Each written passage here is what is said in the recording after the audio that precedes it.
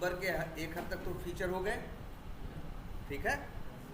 और आप लोगों ने अच्छा डॉक्यूमेंटेशन का क्या है, कर रहे हैं, कितना किया आप लोगों ने उसको, कितने क्वेश्चन हो गए? और उसे ढंग से हमने क्या बोला था यार, उसको रिव्यू करो और उसे जो भी लिख रहा है ग्रुप पे डालो ना। अगर 2 5 6 भी डाल रहे हो तो उसे क्या करो, ग्रुप पे डाल दो ना भाई, लिखो उसे। आज कौन सा दिन है?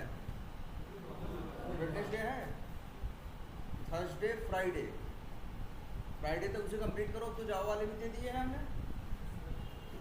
ठीक है, उसे कंप्लीट करो यार, फ्राइडे या मैक्स टू मैक्स सैटरडे तक। हमने कह रहा है डिवाइड करके आपस में 10-10, 5-5, 5-5, 4-4 क्वेश्चंस ले लो और उसको डिटेल में उसका आंसर लिखो। एक आंसर तो छोटा सा है ही, उसी को और क्या करो, अगर तुम्हें लगता है हाँ जैसा है तो उसको क्या करो, उसमें और चीज़ें मेंशन करो, ठीक है, जिससे एक परफेक्ट आंसर रेडी हो।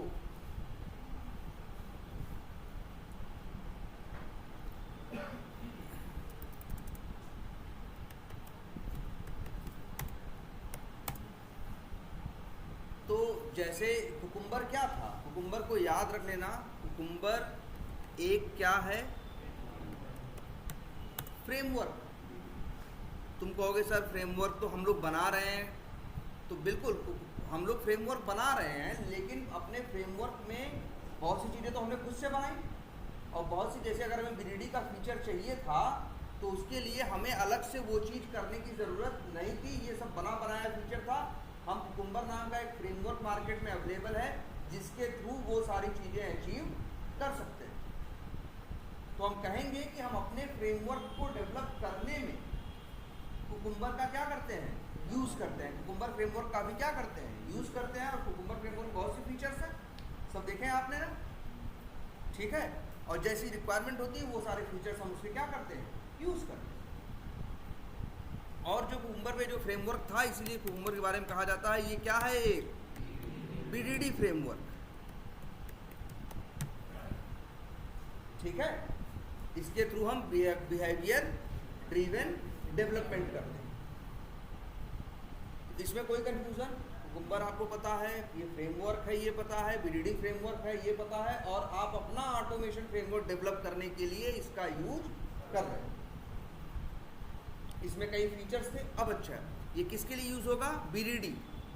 तो एक और भी एक फ्रेमवर्क होता है जिसे बोलते हैं क्या, TDD। जैसे BDD है बिहेवियर ड्रिवन डेवलपमेंट, वैसे TDD है टेस्ट ड्रिवन डेवलपमेंट। जो स्टार्टिंग में आप फ्रेमवर्क बना रहे थे वो क्या था, वो TDD था। जब हमने पेज ऑब्जेक्ट मॉडल का यूज़ किया था, वैसे पेज ऑब्जेक्ट मॉडल का तो यूज़ हमने कुकुम्बर में भी किया है, लेकिन पेज ऑब्जेक्ट मॉडल का पेज ऑब्जेक्ट मॉडल का यूज़ करके पेज वाइज क्लासेस बनाई थी। पेज वाइज क्लासेस के जो मेथड्स थे लोकेटर मैनेज किए थे, और पेज वाइज मेथड्स के लिए हमने क्या किया था, जेनरिक मेथड्स को क्या किया था, कॉल किया था। और उन पेज वाइज मेथड्स को एक टेस्ट इसी में है, इसमें है कोई, इसमें है कि नहीं,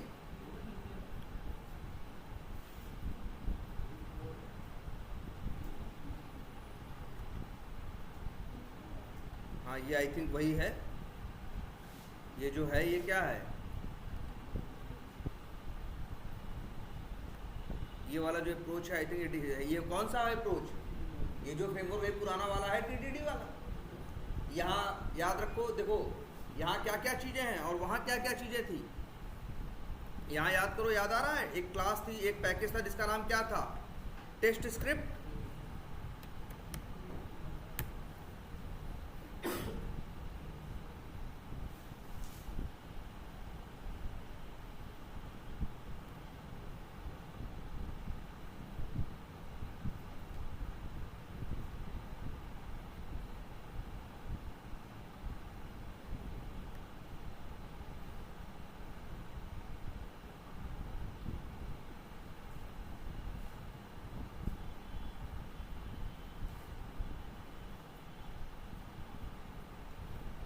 याद करो, ये ऐसे ही तुम्हारे टेस्ट केस थे ना, हर टेस्ट केस के लिए क्या बनाते थे, मेथड ना, जहाँ पे करते थे क्या,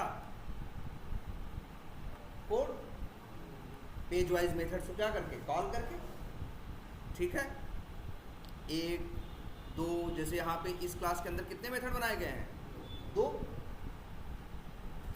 ये जो फ्रेमवर्क है यही क्या है, टीडीडी है, जहाँ टेस्ट केस को पढ़ के तुम सीधे मेथड बना के अंदर क्या करते हो, कोड लिखते हो। अंदर यहाँ भी पेज ऑब्जेक्ट मॉडल यूज कर रहे हैं, तो यहाँ पे अगर याद रख लो दोनों में क्या अंतर है, टीडीडी वाले में क्या है। अच्छा, इसको रन कैसे करते थे याद करो। एक क्लास थी हमारे पास, कौन सी, रनर, जहाँ पे ऑब्जेक्ट बना के क्लास के मेथड को क्या करते थे, कॉल करते थे। भाई हर टेस्ट स्क्रिप्ट के लिए क्लासेस बनाई थी कि नहीं बनाई थी, हर टेस्ट केस के लिए मेथड बनाया था, जो टेस्ट केस चलाना हो वो मेथड हम क्या कर रहे थे, यहाँ पे कॉल कर रहे थे। तो स्ट्रक्चर याद करो, टीडीडी में क्या है, पहले रनर है, वो कॉल करता है किसको, टेस्ट केसेस को, वो कॉल करता है किसको, पेजेस को, पेजेस कॉल करते हैं किसको, जेनरिक मेथड्स को, और ये अंदर अंदर कॉल होगा, फिर चलेंगे। यही था ना स्ट्रक्चर। अब आ जाओ बीडीडी पे, आ जाओ, यहां पे भी क्या होगा, एक रनर, लेकिन अब टेस्ट केस नहीं, अब क्या होंगे, फीचर, और फीचर फाइल जिसके अंदर क्या होंगे, जिसके अंदर होंगे क्या, सिनेरियो। जैसे वहां टेस्ट केस, वैसे यहाँ पे क्या, जैसे यहाँ पे देखो, जैसे यहाँ पे क्लास, कौन सी class, inventory invoice test script, ये समझ लो। जैसे वहाँ फीचर था वैसे यहाँ पे क्या है, क्लास है। जैसे वहाँ फीचर में सिनेरियो थे, वैसे यहाँ क्या है, मेथड्स। याद आ रहा है, फीचर, सिनेरियो, फिर क्या, ये कॉल करेगा किसे, स्टेप डिफिनीशन को, स्टेप डिफिनीशन को, ये कॉल करेगा किसको, वही पेजेस को, और फिर ये कॉल करेगा क्या, किसे, जेनरिक मेथड्स। तो 1 2 3 4 5 लेयर, ठीक है। और यहाँ पे 1 2 3 और कितनी है, 4 है। ये समझ में आता है, कोई कंफ्यूजन, इसको याद है ना पुराना वाला। अब चलाना है तो क्या करना है, रनर में क्या करना है, भाई रनर तो वहां भी यूज हो रहा था, वहां वाला जो रनर था उसका नाम क्या था, JUnit रनर। लेकिन यहाँ हमने अपनी रनर क्लास बनाई है जिसके अंदर मेन मेथड बनाया है, जिसके अंदर जिस टेस्ट केस को कॉल करना होगा ऑब्जेक्ट बना के वो टेस्ट केस वाला मेथड क्या कर लेंगे, कॉल कर लेंगे। चलाएंगे तो एक एक करके चलेंगे। जैसे इन लोगों ने, इन्होंने देखो बनाया है कि नहीं बनाया है,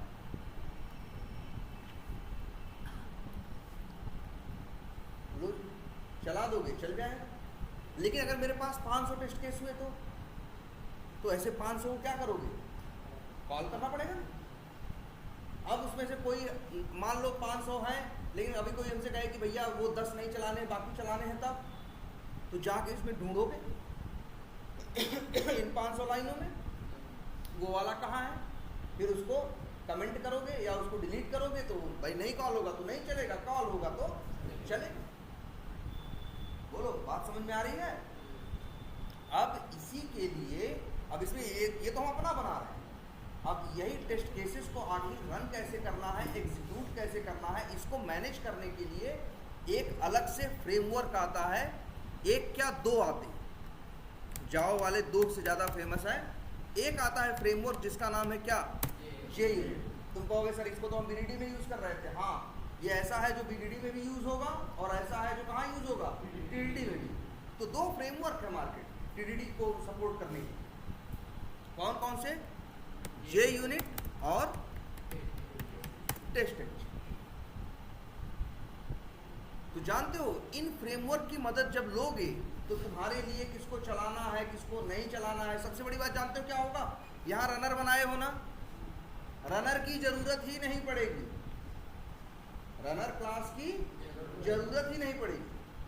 काम अभी आपको दिखाएंगे बहुत क्या हो जाएगा, आपका आसान हो जाएगा। इस क्लास की कोई जरूरत नहीं रहेगी। इस क्लास को चाहो तो क्या करो, डिलीट करो, कोई मतलब नहीं इसका, और फिर भी चलेगा।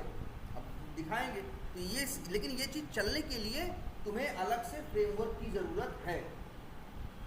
और 2 फ्रेमवर्क मार्केट में हैं, JUnit और टेस्ट। दोनों जावा में चलते हैं। और जानते हो पहले कौन आया था, JUnit।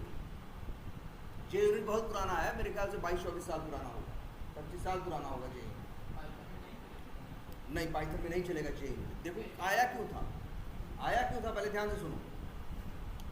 पहले डेवलपर ही करते थे भाई, डेवलपर डेवलपमेंट करता था और डेवलपर ही करता था अपनी यूनिट टेस्टिंग। तो यूनिट टेस्टिंग करने के लिए जो जिसे कहते हैं क्या व्हाइट बॉक्स टेस्टिंग या यूनिट टेस्टिंग, उसके लिए लिखना पड़ता है क्या, कोड।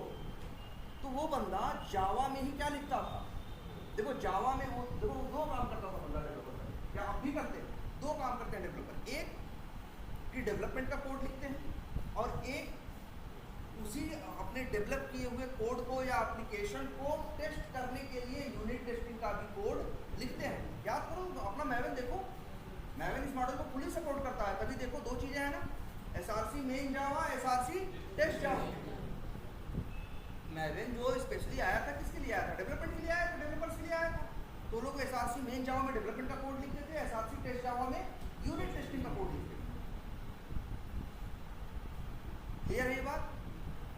तो फिर उस सिचुएशन में क्या करते थे डेवलपर, तो डेवलपर क्या करते थे फिर भाई, उनको भी भाई जो यूनिट टेस्टिंग का कोड लिखा या वो test cases automate, unit testing के जो टेस्ट केसेस लिखे उनको वो किया, उनका कोड लिखा, उनको चलाने के लिए फिर एक फ्रेमवर्क जावा वालों ने बना दिया जिसका नाम रखा क्या, जे यूनिट। जे भाई यूनिट टेस्टिंग के लिए पहले यूज कर रहे थे, शुरू में उसी का नाम था। शुरू में फंक्शनल टेस्टिंग, एपीआई टेस्टिंग, ये सब बातें नहीं, शुरू में आज 20-25 साल पहले। तब ऑटोमेशन या मतलब कोड से की जाने वाली टेस्टिंग जो आप सेलेनियम में ये सब नहीं करता, तब कोड से की जाने वाली टेस्टिंग से बेटी टेस्टिंग थी जिसका नाम क्या था, यूनिट टेस्टिंग। इसलिए इन्होंने नाम क्या रखा, जे यूनिट। बहुत पुराना है, देखोगे तो 22-24 साल पुराना होगा कम से कम। इसके बाद अब ये हुआ कि लेकिन ये किसके लिए बनाया, जावा के लिए। ऐसे डॉट नेट एक पुरानी लैंग्वेज है, एक लैंग्वेज क्या है, पाइथन। पाइथन कब की है, पाइथन जावा से भी पुरानी है। जावा तो 95 में आई है, पाइथन तो 93 में ही आ गई थी, 92-93 में आ गई थी। पाइथन के पास भी अपना एक टेस्टिंग का फ्रेमवर्क है, जैसे जावा के पास है जे यूनिट टेस्टिंग का फ्रेमवर्क, वैसे ही पाइथन के पास है पाई यूनिट, रूबी के पास है आर यूनिट, डॉट नेट वालों के पास है जो C# लैंग्वेज यूज करते हैं, डॉट नेट पे जो डेवलपमेंट करते हैं उनके पास है एन यूनिट। ठीक है, PHP वालों के लिए है PHP यूनिट। तो हर लैंग्वेज में एक बना हुआ फ्रेमवर्क है। यहाँ जे यूनिट सिर्फ जावा के साथ यूज होगा और किसी के साथ यूज नहीं होगा। बाद में टेस्टेंजी नाम का एक नया फ्रेमवर्क बनाएगा, एक आदमी ने बनाया, जो इंस्पायर्ड था किससे, जे यूनिट से। लेकिन उसने उसमें और अच्छे फीचर्स दिए, और ज़्यादा फीचर्स दिए, और ज़्यादा पॉसिबिलिटीज बताई, और ज़्यादा अच्छा बनाया। उसका नाम रखा है उसने क्या, test NG, test next generation. इसका फुल फॉर्म है टेस्ट नेक्स्ट जनरेशन। ठीक है, ये टेस्ट एनजी ज़्यादा पुराना नहीं है, लेकिन हाँ तब भी ये भी 15-17 साल, जो हाँ 15-17 साल पुराना ये भी होगा, मेरे ख्याल से 2005 का होगा ये भी। और जो जे यूनिट है वो और पुराना हाँ हो रहा है। और एक बात ध्यान से समझो कि अब जे यूनिट नाम सुन के ये मत सोचना कि जे यूनिट फ्रेमवर्क से सिर्फ यूनिट टेस्टिंग होगी। जे यूनिट तुम्हें बस तरीका देगा कि कैसे अपने टेस्ट केसेस को रन करना है और कैसे नहीं रन करना। अब अंदर अगर तुम मेथड में यूनिट टेस्टिंग का कोड लिखोगे तो वो यूनिट टेस्टिंग करेगा, फंक्शनल टेस्टिंग का कोड लिखोगे सेलेनियम वाला तो क्या करेगा, वो फंक्शनल करेगा। एपीआई टेस्टिंग का कोड लिखोगे रेस्ट एश्योर्ड वाला तो वो क्या करेगा, एपीआई टेस्टिंग करेगा। आई बात समझ में। नाम भले जे यूनिट है, मतलब ये मत सोचना कि इससे सिर्फ यूनिट टेस्टिंग होगी। ये तो एक फ्रेमवर्क है जो हर टाइप की टेस्टिंग को सपोर्ट करेगा। एक जे यूनिट है और एक क्या है, टेस्टिंग। क्लियर है। तो हमने प्लान किया है क्या यूज करने का, टेस्टिंग। वैसे काफ़ी हद तक दोनों बहुत चीज़ें दोनों में क्या करती हैं, मैच का। आजकल मैक्सिमम जगह पे क्या यूज होता है, टेस्ट एंड जी यूज होता है। अरे ढंग से बैठ जाओ भाई, नींद आ रही है। अब अच्छा आ जाते हैं। अब लेकिन टेस्ट एंड जी यूज करना है तो क्या करना होगा, तुम्हें पहला काम ये करना होगा कि टेस्ट एंड जी की तुम्हें आएगी जार। टेस्ट एंड जी की क्या आएगी, जार। वो जार लेकिन तुमको इक्लिप्स में यूज करना है ना, तो तुमको सबसे पहले याद रखना तुम्हें टेस्ट एंड जी का प्लगइन चाहिए। क्या चाहिए, टेस्ट एंड जी का प्लगइन, तब काम करेगा इक्लिप्स के साथ। टेस्ट एंड जी यूज करने का प्लान कर रहे हो ना, तो सबसे पहले जाओगे हेल्प में, यहाँ से ऑप्शन आएगा इक्लिप्स मार्केट प्लेस का, नेट से कनेक्टेड हो गए, मार्केट प्लेस खुल जाएगा। यहाँ पे सर्च मारोगे क्या, टेस्ट इंजन, तो तुमको एक प्लगइन दिखाएगा। अब दो बातें हो सकती हैं, किसी के इक्लिप्स में हो सकता है पहले से हो, तो उसके में दिखाएगा कि भैया पहले से इंस्टॉल है, और जिसके में नहीं होगा उसके में कहेगा, देगा एक बटन देगा कि भैया क्लिक करो इंस्टॉल हो।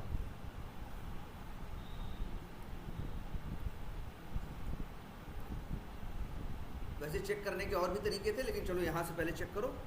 यहाँ लिखो टेस्ट एन, टेस्टिंग मत लिख देना, आई नहीं है, टेस्ट है, एन जी है।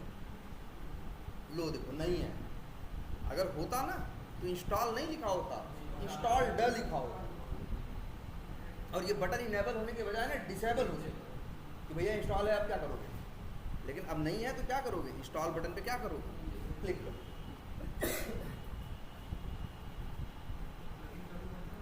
क्या करो, बिल्कुल होता है, हर चीज़ का वर्जन होगा, जिस चीज़ में अपडेट्स आएंगे उसका क्या होगा, वर्जन होगा।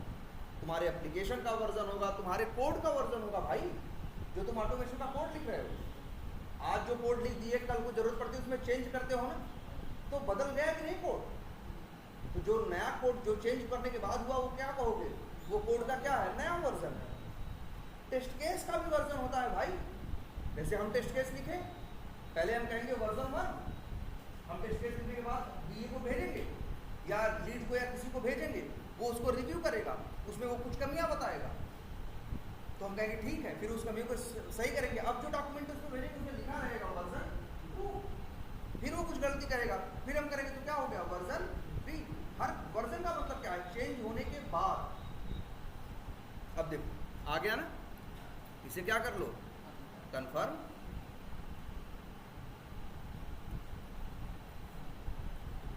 और इसे फिर क्या करो, एक्सेप्ट करो और फिनिश करो। अभी ये टाइम लेगा, तुरंत नहीं हो जाएगा। यहाँ देखो, अब डिपेंड करेगा तुम्हारी नेट की स्पीड के ऊपर। एक बार इंस्टॉल करने के बाद तुमसे बोलेगा इक्लिप्स को क्या करो, रीस्टार्ट करो, इसके बाद कहेगा यूज करो।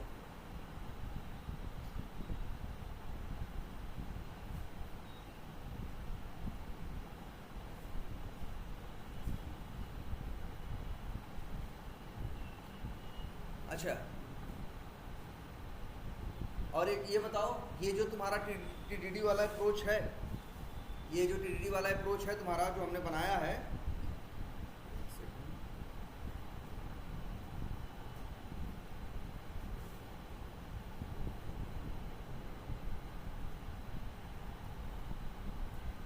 हाँ क्या देख रहे थे हम,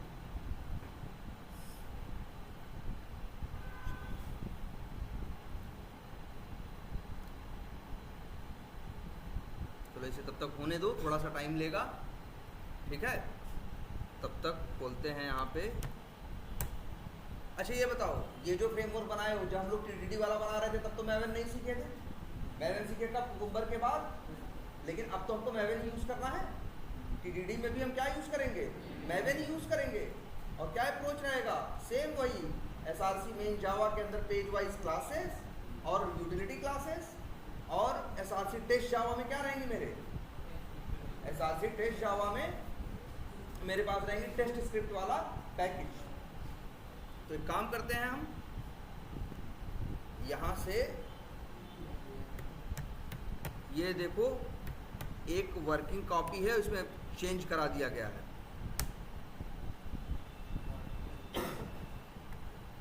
क्या हो रहा है इसमें?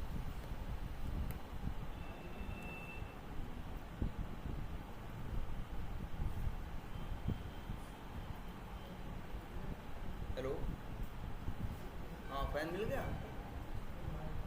तब उतार देंगे या आने, अब हम चलो कुछ देर बाद जाता, आओ तो हमें छोड़ के आओ क्लास में, हम क्लास में, हाँ चलो भाई आ जाओ।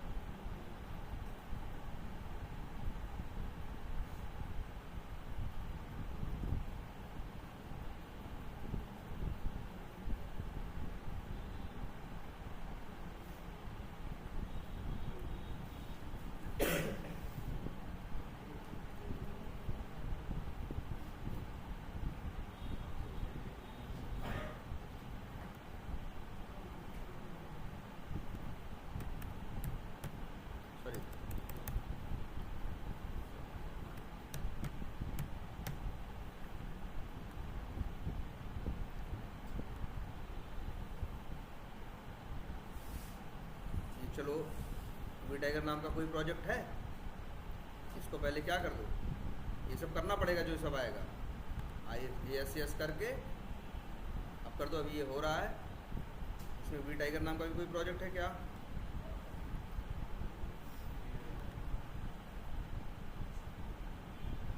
एक है, लेकिन इसका वी किस में है? कैपिटल में। जो हम यूज़ करने वाले हैं उसका किस में है? स्मॉल में है, तो कोई दिक्कत नहीं होगी। ठीक है, तो एक काम करते हैं, हो गया डाउनलोड? हाँ बिल्कुल हो गया। आ जाओ यहाँ, इसे राइट क्लिक करो, क्या करो, एक्सट्रैक्ट करो,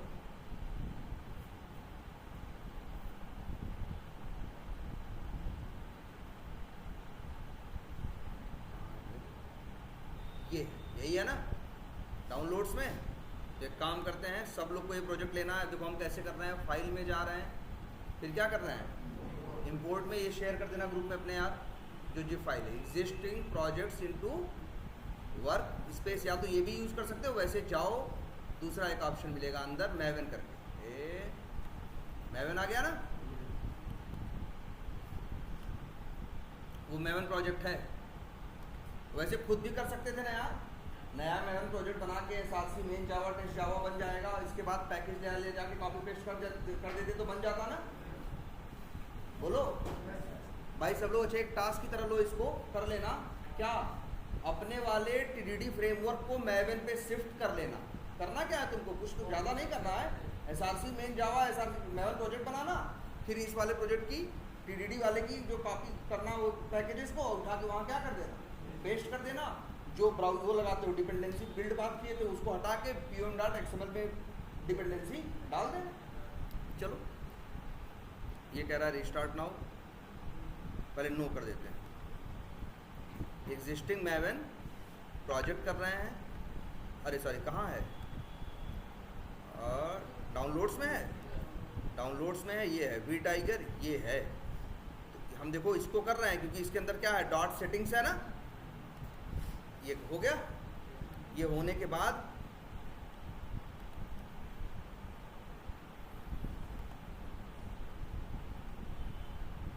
add projects to working set कर दें। अच्छा चलो, और क्या कर दें, उसका नाम भी वी टाइगर ही है क्या यार, ये कैसा प्रोजेक्ट है भाई, इसको डिलीट कर सकते हैं?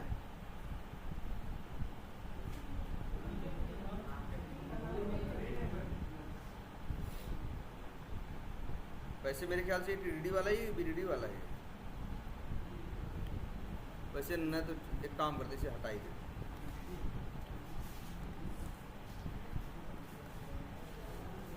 इंपोर्ट करो फिर से, ये करो और क्या करो, ब्राउज करो, डाउनलोड्स में जाना है, ये है, ये है, क्या करना है, सेलेक्ट करना है और क्या करना है, फिनिश करना है।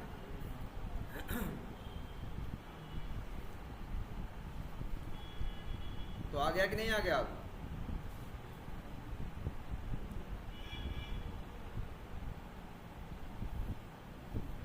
और अभी रीस्टार्ट भी करना है ना, ये इंपोर्ट हो जाने दो।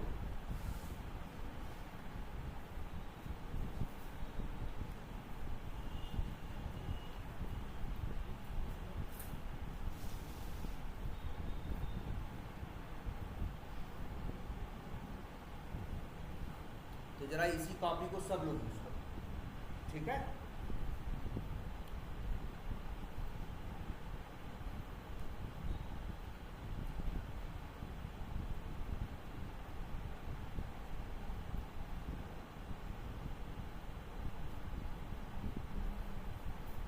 और जो क्वेश्चन आंसर लिखने को बोले हैं भाई, उसमें सबका कंट्रीब्यूशन होना चाहिए। दो तीन क्वेश्चन तो सभी लोग लिखोगे, दो चार क्वेश्चन के आंसर सभी लोग को लिखना है।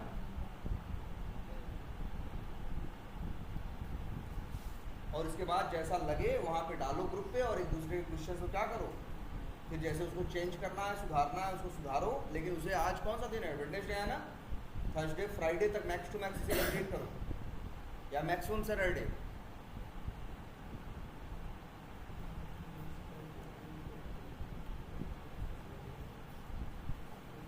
चलो आ गया, ठीक है। एक काम करते हैं, सारे प्रोजेक्ट को यहाँ सेलेक्ट करके, अच्छा चल सब छोड़ो। अब देखो, अभी तो आपने टेस्ट एनजी डाला था ना, तो आपको क्या करना है, एक बार रीस्टार्ट करना है ना, तो रीस्टार्ट कर लो। ये समझ गए ना इसे कैसे यूज़ करोगे? हम तुम्हारे ग्रुप पे शेयर ही कर दे रहे हैं। वैसे नहीं, तुम अपने सिस्टम से करना यार, जो इसमें अपडेट्स होंगे सारे मिल जाएंगे ना।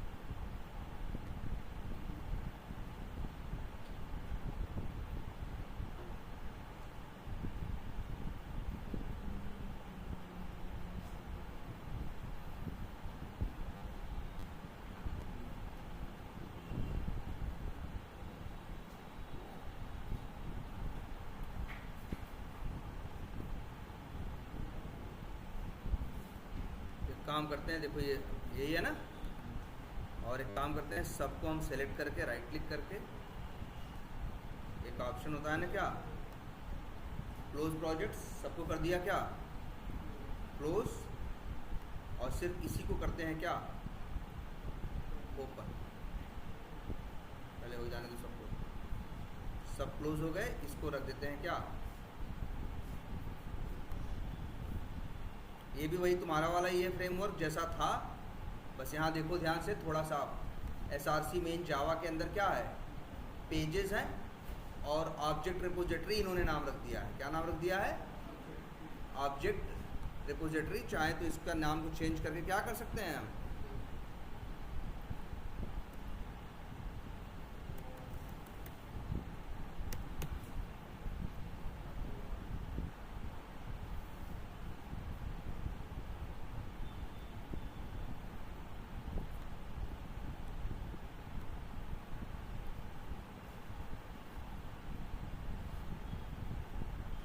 क्या है भाई, OR है, सारी OR एक ही जगह रख दी है, वैसे थोड़ा बांट के रखना चाहिए था ना। चलो ठीक है, ये देखो OR और यूटिलिटी पेजेस, OR यूटिल्स, ये सब कहाँ है, SRC मेन जावा के अंदर है, और टेस्ट स्क्रिप्ट वाला पैकेज कहाँ है, SRC टेस्ट जावा में, ये है ना, यही है ना भाई, टेस्ट स्क्रिप्ट, याद आया। और रनर गायब है ना, रनर है नहीं है, क्योंकि रनर की ज़रूरत अब नहीं पड़ेगी, हम टेस्ट एनजी फ्रेमवर्क यूज़ करने जा रहे हैं। करना क्या है, पहले आपको क्या करना है, डिपेंडेंसी डाउनलोड कर, सॉरी प्लगइन ऐड करना है, रिस्टार्ट करना है, इंपोर्ट करना है, जो आज ये भेजेंगे आप लोगों को ग्रुप पे, इसको जिप करके उसे आप क्या करोगे, एक्सट्रैक्ट करोगे, इंपोर्ट करोगे। इंपोर्ट करने के बाद वैसे यहाँ पे ऑलरेडी मेंशन्ड है जो जो हमें डिपेंडेंसी चाहिए, पहले से मेंशन, डिपेंडेंसी पता है ना सबको क्या होती है, और अपना जावा का वर्जन के हिसाब से चेंज कर लेना। यहाँ पे क्या लिखा है इनका 20 ना, हो सकता है किसी के सिस्टम पे जावा 20 ना हो, तो अपना आके यहाँ क्या कर लेना, चेंज कर लेना भाई। देखो सिलेडियम की 4.12 यहाँ पे है, लॉम्बॉक भी है, और क्या है, टेस्ट एनजी। तो टेस्ट एनजी की ये डिपेंडेंसी ऐड करनी पड़ेगी। दो चीज़ ऐड करनी है, क्या, एक तो प्लगइन और दूसरा pom.xml में डिपेंडेंसी।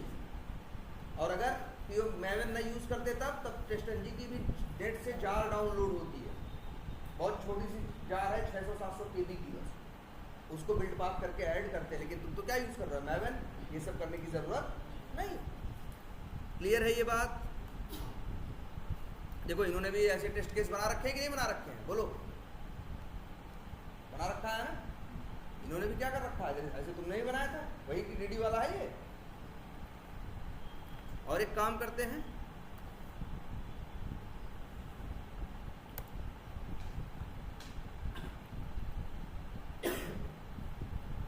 तो पता चल गया भैया आपको क्या क्या करना है कि नहीं?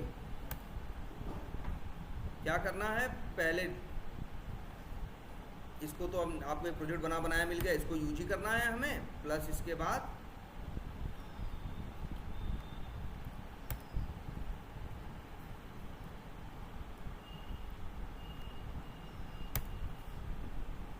तो ये जैसे 5 टेस्ट केस हैं तो हमने यहाँ कितने मेथड बनाए हैं? 5। और ऐसे ही नाम है ना इनका, कैसे नाम है? वेरीफाई VT001 ऐसे तुम लोग भी तो रखते थे ना। अब टेस्ट तैयार है, अब हम इसको यूज करना शुरू कर। पहले रनर की जरूरत थी ना, अब रनर वनर की जरूरत नहीं है। ये तुम्हारा टेस्ट केस है ना, इस मेथड को कॉल करते थे ना, कहीं कुछ करने की जरूरत नहीं है। इसके ऊपर आओ, बस एक वर्ड लिखो @ और क्या लिखो, एक एनोटेशन लगानी है जिसका नाम है क्या? @टेस्ट। एनोटेशन यूज करते समय ध्यान से देखना कि उसके पैकेज के नेम में टेस्टंजी वर्ड होना चाहिए, JUnit वर्ड नहीं होना चाहिए, क्योंकि @टेस्ट नाम की एनोटेशन दोनों के पास होती है, टेस्टंजी के पास भी और JUnit। हम क्या यूज करने वाले हैं? टेस्टंजी ना। तो जो एनोटेशन यूज करना, सब में देखना पैकेज के नाम में क्या आएगा? टेस्टंजी का नाम आएगा। ये हो गया। अब जानते हो, इसको चलाना हो इस मेथड को ना, ये देखो यही टेस्टंजी का कमाल है। कोई मेन मेथड नहीं चाहिए, कोई ऑब्जेक्ट नहीं बनाना, कोई इस मेथड को कॉल नहीं करना। बस इस मेथड पे आओ, राइट क्लिक करो और यहाँ ऑप्शन रन का आता था ना। अभी तक तो जो तुम रन करते थे, जब पहले करते थे मेन मेथड चलाते थे तो रन एज जावा एप्लीकेशन करते थे, याद करो। और जब कुंबर पाए तो रन एज JUnit करने लगे, क्योंकि वहाँ रनर कैसा था? JUnit। आज तो टेस्टंजी यूज कर रहे हो ना, बस रन एज क्या करो? टेस्टंजी। अपने आप ये मेथड चलने लगेगा, बिना मेथड, बिना मेन मेथड बनाए, बिना इस ऑब्जेक्ट बनाए, बिना इस मेथड को कॉल किए। अरे हम बेवजह टेस्ट, कौन चलाएगा इसको? अब टेस्टंजी संभालेगा। किसी रनर वनर की जरूरत नहीं है। यहाँ 5 टेस्ट केस है ना तुम्हारे पास। इस क्लास में हमने 5 में टेस्ट केस के लिए कितने मेथड बनाए हैं? 5। जानते हो क्या करेंगे? बस आएंगे भैया यहाँ पे,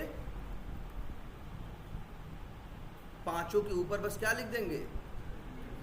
@ ना, रन नहीं लिख रहे हैं भाई, चाहे ये भी देख लो, हम सिर्फ @टेस्ट ही लिख रहे हैं। ये तो अपने आप आ रहा है, ये अपने आप आ रहा है। हर टेस्ट के ऊपर गए और लिख दिया क्या? @टेस्ट। अब ये पांचों बन गए क्या? Test case. अगर अब हम इस पूरी क्लास को, पूरी क्लास की बात कर रहे हैं, क्या नाम है इसका? Marketing account feature. Run as क्या कर दे इस क्लास को? TestNG test. जानते हो क्या होगा? एक एक करके इसके पांचों टेस्ट केस, पांचों मेथड अपने आप चलेंगे। क्लियर है ये बात? बढ़िया है ना? आपको पांचों चलाना है, कोई ऑब्जेक्ट नहीं बनाना, कोई नहीं, कुछ नहीं कॉल करना, सिंपल सा क्या करना है? सबके ऊपर बस जाके लिख देना है क्या? @टेस्ट। अरे जो अभी प्लगइन किए, जार किए, तो अब बाकी का काम कौन संभालेगा? वही टेस्टंजी, जो हमने टेस्टंजी फ्रेमवर्क यूज किया। जब रन एज टेस्टंजी करोगे, तुम्हें किसी मेन मेथड की जरूरत नहीं है। मेन मेथड टेस्टंजी कहेगा मेरे पास है, और वो आएगा इस क्लास के अंदर के 5 मेथड है ना, तो पांचों को एक एक करके चलाएगा। किसी रनर की कोई जरूरत नहीं। समझ में आया कुछ? एक और ऑप्शन देखो, 5 है ना, यहां से भी चल जाएगा वैसे। अगर यहां पे ये एक टेस्ट केस है, इसके ऊपर @टेस्ट है, नीचे क्या लिखा है? रन ना। क्लिक करोगे तो जानते हो कौन रन होगा? 5 और रन नहीं होंगे, बस यही रन होगा। और एक ऐसा नहीं सिर्फ यही रन का ऑप्शन है, बहुत जगह पे ऐसा नहीं दिखेगा। अगर इस ये टेस्ट केस है ना, @टेस्ट वाला, इसको ऐसे सिलेक्ट करो, राइट क्लिक करो और रन एज क्या करो? टेस्टंजी करो। अब पांचों नहीं चलेंगे, बस यही चलेगा। बात समझ में आई? डिबग एज करोगे तो बस यही डिबग कर पाओगे, ठीक है? या रन और डिबग। और एक चीज ये तुमको लग रहा होगा ना, सर जी यहाँ रन डिबग हम नहीं लिखे हैं भाई। @टेस्ट हटा दोगे, अपने आप लिखा हुआ गायब हो जाएगा। ये आजकल देने लगा है कौन? ये नया फीचर देने लगा है कौन? टेस्टनजी के नए वर्जन्स में ये फीचर आने लगा है। ये तो चली गया, ये हटा दो वर्ड। अच्छा तो जो रन डिबग लिखा था गायब हो गया ना, क्योंकि हम लिखे थोड़ी थे।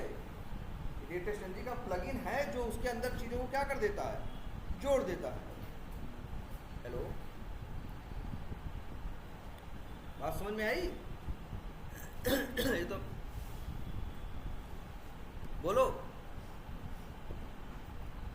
तो अगर पूरी क्लास को चलाना हो तो कई ऑप्शन है, यहाँ से भी चला सकते हो।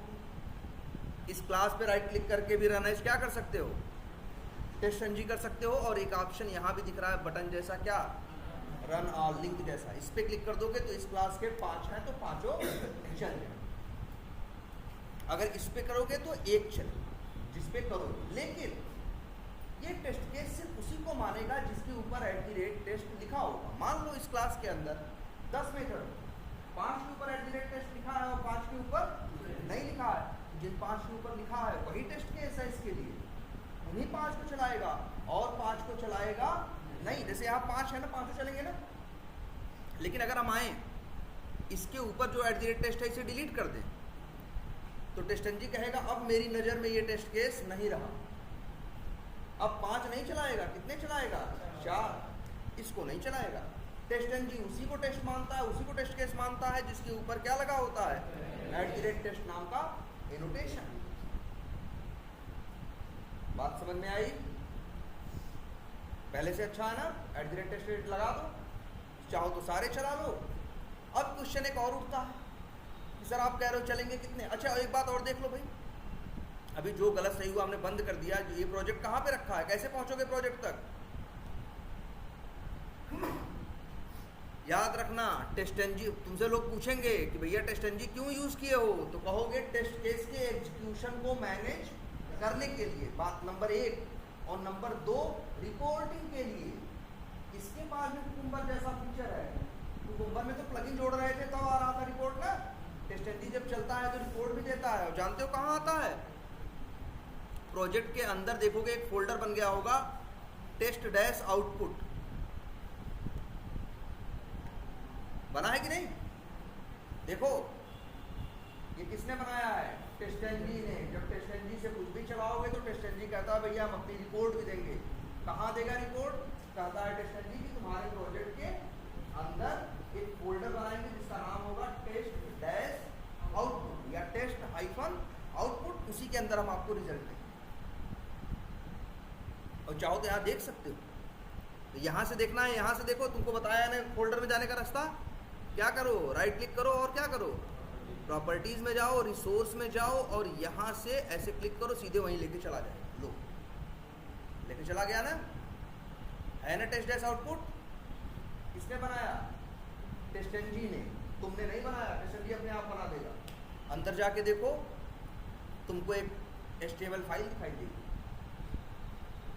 जिसका नाम होगा क्या, ईमेलेबल रिपोर्ट। और एक और दिखाई देगी index.html। इनमें ही तुमको डिटेल दिखाई देगी, जो चला, क्या हुआ, रन हुआ, अच्छा चला, बुरा चला, पास हुआ, फेल हुआ, इसमें देगा। जैसे वो दे रहा था कहाँ, टारगेट के अंदर ना, वैसे यहाँ ये देगा test-output के अंदर। चाहो तो खोल के देखो, चाहे क्रोम पे, ये ब्राउजर पे खुलेगा, किस पे खुलेगा, क्योंकि HTML फाइल है किस पे खुलती है, ब्राउजर पे ना। चाहे एज पे खोलो, चाहे क्रोम पे, चाहे फायरफॉक्स पे। देखो भाई सामने है, ये फेल हुआ है तो लाल लाल आया हुआ है, पास होता तो कैसा आता, हरा हरा। एक यहाँ से दिखता है। चलो इस रिजल्ट को देखना अभी आगे समझाएंगे, लेकिन देख लो कि ये रिपोर्टिंग भी अपने आप देता है बिना कुछ किए।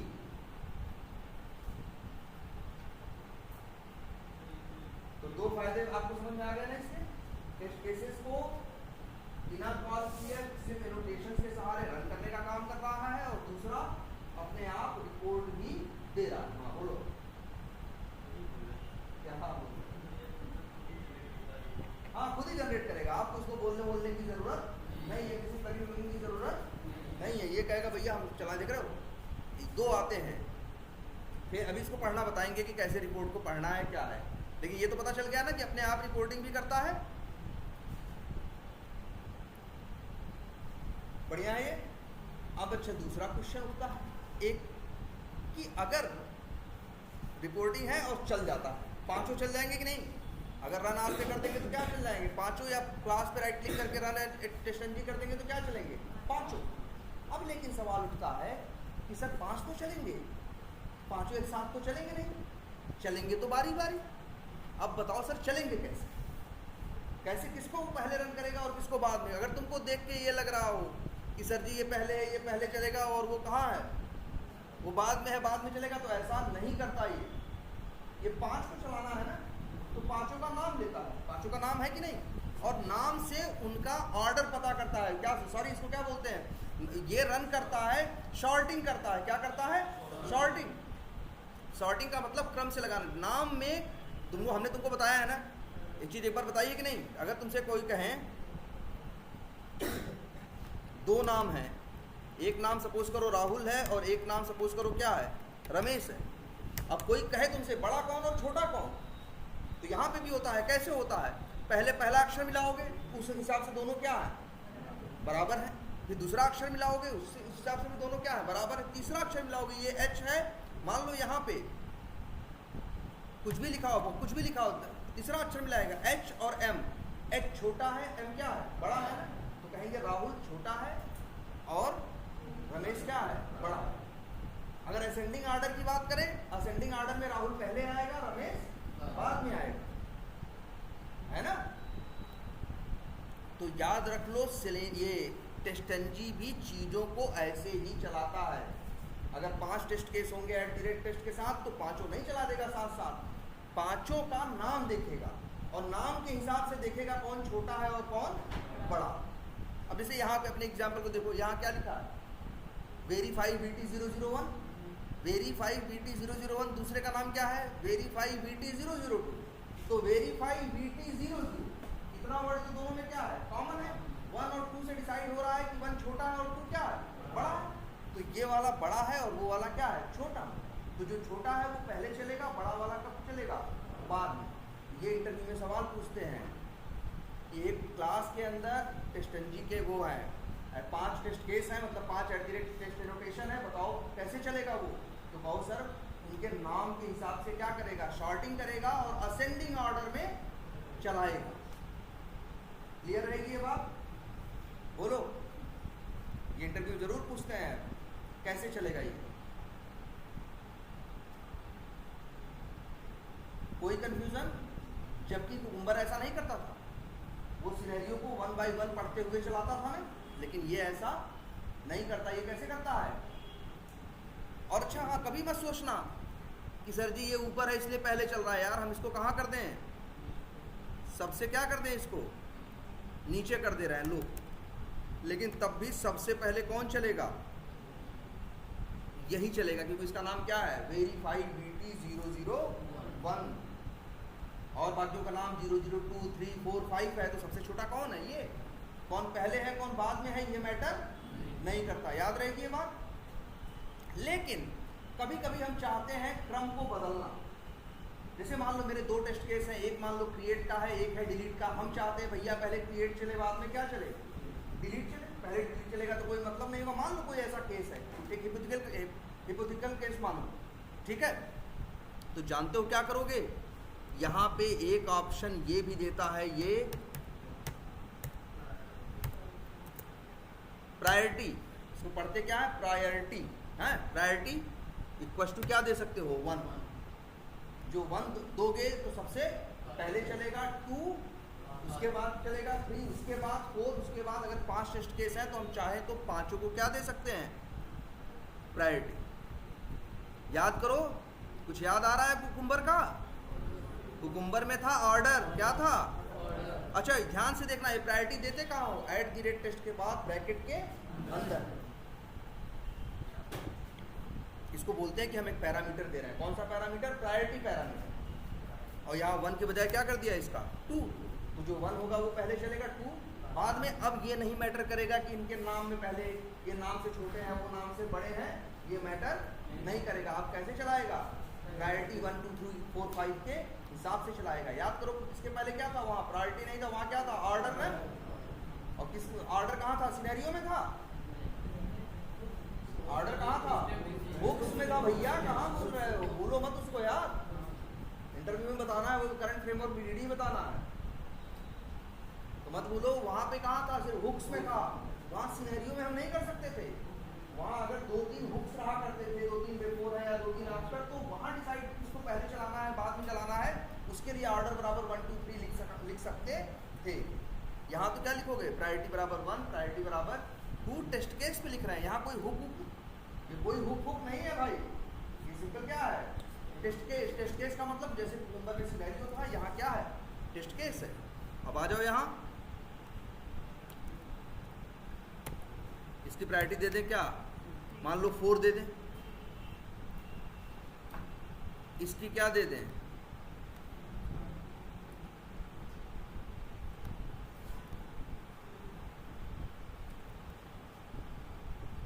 इसकी क्या दे दें? 3 दे दें, और ऊपर वाले की क्या दे दें? मान लो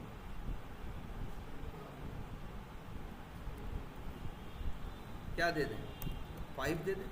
अब चला दो ना, प्रायोरिटी के हिसाब से पहले 1 चलेगा, फिर 2, फिर 3, फिर 4, फिर 5। अच्छा कभी ऐसा हो जाए तो 1 है, 2 है, 3 है, 4 नहीं है, 5 है, तो भी क्या हुआ? 1 सबसे छोटा, सबसे पहले 1 चलेगा, फिर 2 चलेगा, फिर 3 चलेगा, उसके बाद क्या चलेगा? 5। ये मत सोचना कभी एरर देने लगेगा भैया 4 तो है नहीं 5 कैसे चलाएं, ऐसा नहीं सोचेगा। बस वो देखता है कि कौन बड़ा है और कौन छोटा। पहले नाम के बेसिस पे करता था, प्रायोरिटी के बेसिस पे करता था। और छोटे वाले को पहले चलाना है और बड़े वाले को बाद। याद रहेगी ये बात आपको? बोलो भाई। अब यहां सवाल ये उठता है, अगर किसी पे प्रायोरिटी न रहे तो क्या हो? जैसे कुकुम्बर में था, कुकुम्बर के हुक्स के साथ था ना, कुछ हुक्स पे ऑर्डर देते थे और कुछ पे नहीं दे सकते थे। जिस पे ऑर्डर देते थे वो पहले चलता था, जिस पे नहीं देते थे वो क्यों? बाद में, क्योंकि उसका ऑर्डर चलता था क्या? इनफाइनाइट। और छोटा पहले चलेगा, इनफाइनाइट तो सबसे बड़ा हो गया, तो वो सब चलेगा क्या? बाद में। मतलब जिसके ऊपर प्रायोरिटी नहीं दो, ऑर्डर नहीं दोगे, वो कहाँ चलेगा? अंतिम में। जिस पे दोगे वो चलेगा क्या? पहले। लेकिन टेस्ट एनजी में ऐसा नहीं होता। टेस्ट एनजी में जिस पे प्रायोरिटी नहीं दोगे वो सबसे पहले चलेगा। ठीक है, इस पे नहीं दिए हो ना, ये सबसे पहले चलेगा। जानते हो वो ऐसा करता है? जिस पे तुम नहीं देते हो वो मान के चलता है तुमने उस पे क्या दिया है? 0 दिया है। उस पे क्या दिया है?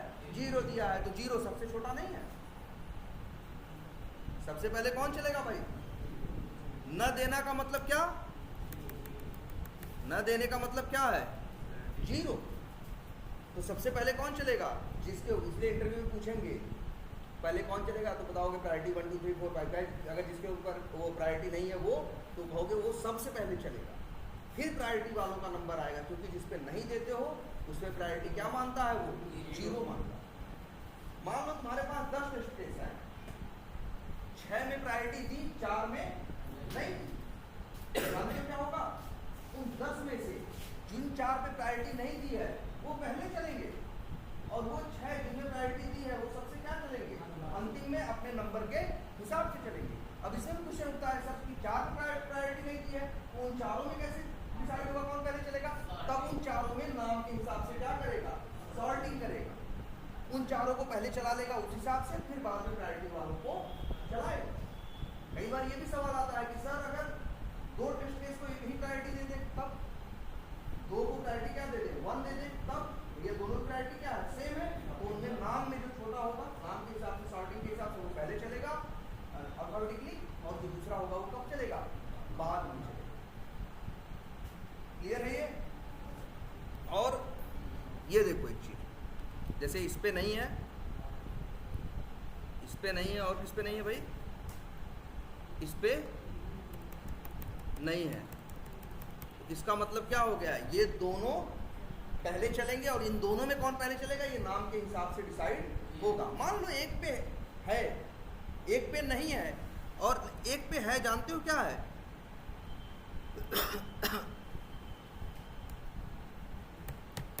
-1।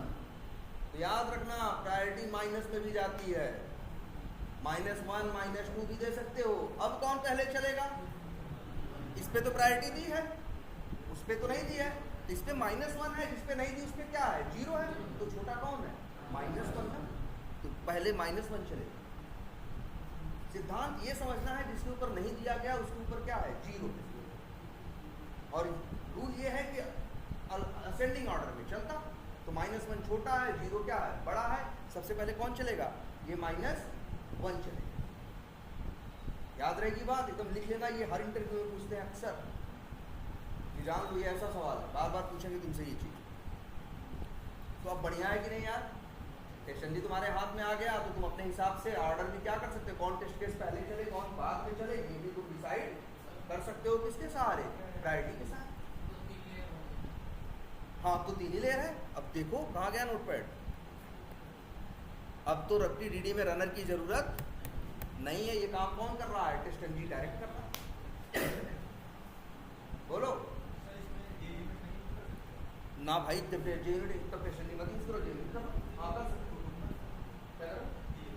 हाँ जे ना जे यूनिट अलग से भी यूज हो सकता है। हाँ मतलब अलग फ्रेमवर्क क्या है, मतलब जानते हो जे यूनिट के पास भी ऐसे एनोटेशन होता है यार, @टेस्ट जो रनर टेस्ट एनजी कर रहा हो ना, रनर जे यूनिट का वो भी चलाएगा। टेस्ट एनजी जे यूनिट एकदम मिलते जुलते हैं। चलो अभी आगे दिखा देंगे जे यूनिट भी, पहले इस पे फोकस करो। ये बात समझ में आई। अच्छा कोई कहे कि इसको नहीं चलाना है तो क्या करोगे, एक रास्ता कमेंट कर दो, तब नहीं है नहीं है टेस्ट केस चलेगा ही नहीं, या डिलीट कर दो, नहीं चलेगा। लेकिन एक चीज और देखो ध्यान से, एक रास्ता और भी है, रहने भी दो तब भी याद रखना, ये @टेस्ट के आगे पैरामीटर, ये प्रायोरिटी पैरामीटर था, और भी पैरामीटर भेजे जा सकते हैं। एक पैरामीटर है जिसका नाम है इनेबल्ड इक्वल टू क्या, फॉल्स। अब भले @टेस्ट लिखा है, ये चलेगा नहीं, रोकने का ये भी एक तरीका होता है। ठीक है, तो चलने का ऑर्डर समझ में आया, किस क्रम में चलेगा। और क्या समझ में आया, इनेबल्ड फॉल्स लिखने का मतलब समझ में आया। इससे क्या होगा, इनेबल्ड फॉल्स में क्या मतलब हुआ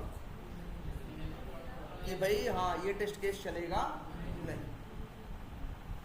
क्लियर है। अच्छा एक छोटी सी चीज तब और देखो। अच्छा मान लो ये टेस्ट केस चौथा है। वैसे एक चीज बता दें, प्रायोरिटी लिख तो दिए हैं लेकिन जल्दी हम लोग देते नहीं हैं। क्यों नहीं देते ये भी बताएं। हमारे पास टेस्ट केस होते हैं बहुत, किसको क्या क्या नंबर देंगे, इतना नंबर याद रखना मेरे लिए क्या हो जाएगा, थोड़ा सा मुश्किल।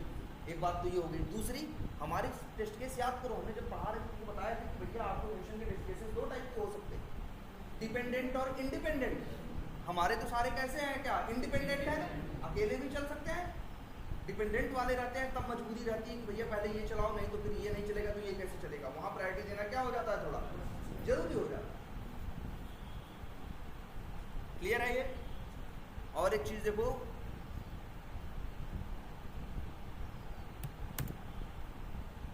यहां पे एक चीज और भी देख सकते हो। यहां पे एक अच्छा मेथड और आता है, एक और पैरामीटर होता है। क्या लिखा हमने, डिपेंड्स ऑन मेथड्स। क्या, चलो इसको अच्छा बाद में बताते हैं, पहले इतना ये देखो। इतना क्लियर हुआ कि नहीं। प्रायोरिटी देना समझ में आया, माइनस दे सकते हो, और क्या समझ में आया, फॉल्स के थ्रू इसको क्या कर सकते हो, तुम रोक सकते हो, डिसेबल कर सकते हो। अच्छा अब एक चीज ये देख लेते हैं कि जो रिपोर्ट आता है, तो रिपोर्ट में क्या आएगा। जैसे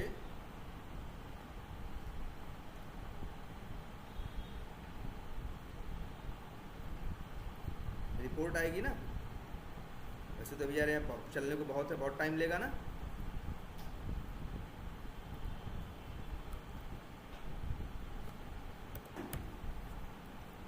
चलो चला ही देते हैं, टाइम तो लेगा थोड़ा। ये चला दो, यहाँ चला देने के बाद जानते हो कितनी संभावनाएं होती है। टेस्ट केस भाई कुकुम्बर में भी चलाते थे ना, तो यहाँ भी चलता है। बात नंबर 1, जब कोई चीज़ चलती है तो क्या पॉसिबिलिटी होती है, 3 पॉसिबिलिटी होती है। याद रखना, किसी भी टेस्ट केस के साथ क्या होती है, 3 पॉसिबिलिटी होती है। या तो वो सक्सेसफुली चल जाता है, उसको बोलते हैं क्या, पास।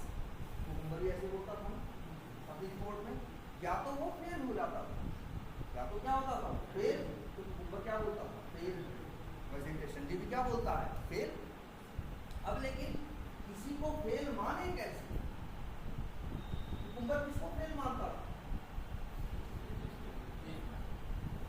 यार बताओ,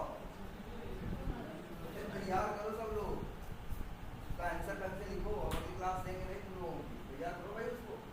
फेल मानने का उसका एक ही रीजन था भाई, या तो जिस सिनेरियो में एक्सेप्शन आए उसको फेल मानना था, या फिर जे यूनिट का हमने एसर डॉट किया था ना, एसर डॉट इक्वल्स, अगर वो चीज मैच करे एरर आए तब बस दो ही केस में होता था, या तो एक्सेप्शन के केस में फेल होता था, या तो कोई एक्सेप्शन आपका फेल हो रहा है, मतलब उससे क्या होता था एरर आती, दो केस में वो क्या होता था फेल बोलता था। और एक तीसरा केस था, वहां पे भी था स्किप। स्किप करने का मतलब किसी को क्या कर देना, छोड़ देना, न चलाना। वैसा ही यहाँ भी हो सकता है। तीन पॉसिबल है, या तो टेस्ट केस क्या होगा, सब कुछ सही से चल गया तो पास, हरा हरा दिखाई देगा, अगर कोई दिक्कत आई तो क्या होगा फेल। दिक्कत भी क्या बोलते हैं, या तो एक्सेप्शन का आना, या तो कोई अनहैंडल्ड एक्सेप्शन होना, या तो कोई असर्शन क्या होना फेल होना। जैसे वहां कहते ना एसर्ट इन फेल से फेल हो रहा था तो कह रहा था नहीं मानेंगे भाई, तैयार करो उसको यार, उसको नोट्स लिखो ढंग से, ठीक है। और इसके बाद ऐसे ही सेम इसका भी अप्रोच, ऐसे ही सेम इसका भी अप्रोच, ये भी तीन टाइप के रिजल्ट दे सकता है, पास, फेल और स्किप। अगर 10 चलाया उसमें से 5 पास हो गए, 3 फेल हो गए और 2 को किसी कारणवश नहीं चलाया, बताएंगे क्या कारण हो सकता है, तो 5 को पास दिखाएगा हरा, 3 को क्या दिखाएगा फेल एरर, और 2 को दिखाएगा क्या ब्लू कलर से स्किप। अब ब्लू दिखाएगा, ब्लू कलर रहेगा, ग्रे कलर रहेगा, ग्रे कलर से दिखाएगा क्या स्किप, कि भैया इसको चलाने की हमने कोशिश ही नहीं। अच्छा और ये बताओ वहां कब स्किप होता था, याद है? जैसे याद करो भाई, जैसे मान लो तुम्हारा बिफोर हुक है, वो चला और हुक के अंदर ही एक्सेप्शन आ गई, तो हुक नहीं चल पाया था बिफोर। भाई सिनेरियो के पहले चलने के लिए बिफोर बनाया गया था ना, अगर बिफोर नहीं चल पाएगा तो उस सिनेरियो को क्यों चलाएगा नहीं, उसको क्या दिखाएगा स्किप कर देगा, चलाने क्या पाएगा। और ऐसे सेम बैकग्राउंड के साथ भी है भाई, बैकग्राउंड नहीं चलेगा तो सिनेरियो नहीं चलेगा, तब भी सिनेरियो क्या होगा स्किप होगा, ना वो पास होगा ना फेल, उसको कोशिश ही नहीं करेगा, इसका बैकग्राउंड चला नहीं, इसको चलाने का मतलब क्या, बोलो भाई। ये सब चीज चला के देखो, नोट्स में लिखो यार, इंटरव्यूज में यही सब तो पूछेंगे। चल गया कि अभी भाई चल ही रहा है, चलो जो भी है गलत सही कुछ टाइम लेगा। कितने चल चुके हैं, यहाँ तो सब फेल हुए हैं। अच्छा हो सकता है जो यूजर नेम पासवर्ड करो, हाँ वो तो हम कर दे रहे हैं, हम ले आ रहे हैं। क्यों आई हो तब ठीक, हाँ हम कर रहे हैं दोनों लोग। हाँ बोलो भाई, समझ में आई बात। 4 चले और 4 क्या हो गए, ये 5 नहीं चले, एक में इनेबल फाल्स था ना, वो नहीं चले, 4 चले और यहाँ क्या हुए हैं, चारों फेल हुए। शायद उसका यूजर नेम पासवर्ड क्या होगा भाई, स्क्रिप्ट तो हमने वहाँ से उठाई है ना, दूसरे बैच की स्क्रिप्ट थी, उसका उसके एप्लीकेशन में यूजर नेम पासवर्ड इतना सही कर लोगे तो यहाँ पे चलना क्या हो जाएगा। लेकिन देखो, लेकिन हाँ और एक बात याद रखो, इसका बिहेवियर भी कुकुम्बर जैसा है क्या, कि अगर कोई पास हो जाता है तो उसकी डिटेल नहीं देता। कुकुम्बर ऐसे ही कर रहा था ना, जो चीज़ फेल होती थी उसी की डिटेल, उसी का एक्सेप्शन, उसी की सारी डिटेल देता था। सेम ऐसा ही ये भी करता है, चेक करके देखो, चारों फेल हुए हैं ना, एक एक टेस्ट केस बताएगा, कहेगा एक ये चला है, इसमें ये एक्सेप्शन आई है, तुम्हारी लाइन वाइन सब होंगी, किस लाइन पे क्या आई है, सब आया है। क्या आया है भाई, नो सच एलिमेंट, क्यों होम पेज खुल ही नहीं रहा था, लॉगिन हो ही नहीं पा रहा था, तो आगे जाके क्या हो रहा था, फेल हो रहा। और चारों फेल हुए हैं, इसीलिए चारों के आगे ये हो। अगर मान लो इसी में से कोई पास रहा होता तो यहाँ कोई डिटेल कुछ नहीं होती, बस हरा हरा दिखता, कहता पास।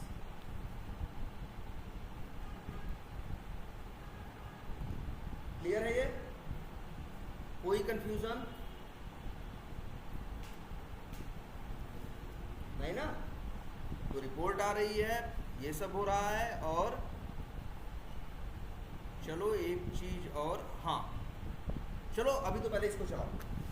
और भाई इसको कोड, किसी का भी लिखा हुआ कोड वैसे समझ में तो आएगा ही। समझो ये चीज़ होगी, कहीं जाओगे तो तुम ही नहीं ऑटोमेशन करने लगोगे, वहाँ पहले से ऑटोमेशन होगा। कई बार केटी मिलेगी, कई बार केटी भी नहीं मिलेगी, बस कहा जाएगा फलाने जगह प्रोजेक्ट रखा है, लो इंपोर्ट करो और देख के समझो। तो तुम्हें फिर समझना पड़ेगा, डिबग करके देखना पड़ेगा, तब तो समझोगे। अरे बहुत जगह जाओगे ऐसा ही होगा, पहुंचोगे जिस प्रोजेक्ट पे ऑटोमेशन पहले से चल रहा है, 200-250 टेस्ट केस पहले से क्या है, ऑटोमेटेड है। अब तुमको आगे इसमें ऑटोमेट करना है और पुराने वालों को जरूरत के हिसाब से मेंटेनेंस भी करना है। पूरा समझोगे ना?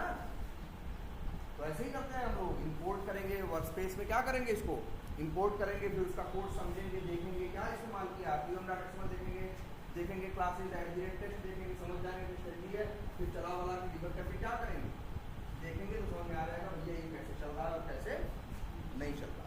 आई बात समझ में? तो चलो इतना ही रखते हैं।